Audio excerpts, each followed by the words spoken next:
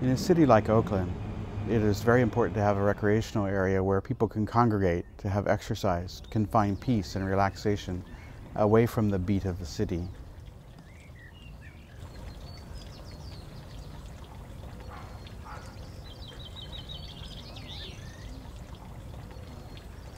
One of the things that we were confronted with, what every bonsai group is confronted with, is that our members get old, and there were great trees in the community.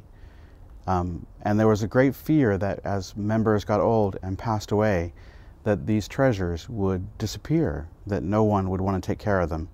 So at that point in time, we just said, well, okay, something's got to happen where we can preserve them and put them in a museum, very similar to what they do in Japan and China, and what they began to do on the East Coast at the National Arboretum as well. There's a three-prong test for something to be considered a bonsai by the bonsai community.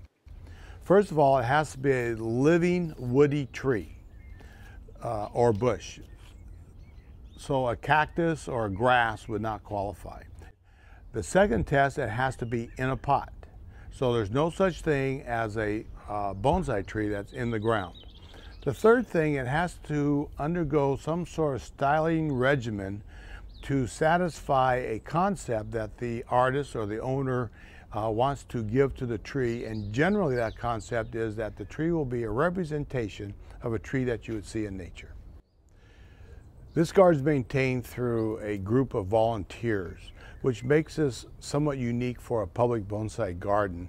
Our business model is that we're a volunteer-driven organization where most public bonsai gardens have a sponsorship that helps pay or completely pays for a staff.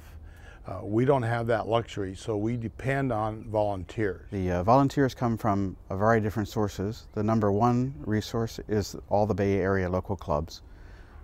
We are encouraged to volunteer here, to give time to docent and time to take care of trees. We also have local community volunteers, people from Oakland nearby, who like to just come in and nothing else, do weed pulling and to help take care of the little details that keep the garden pristine, so to speak.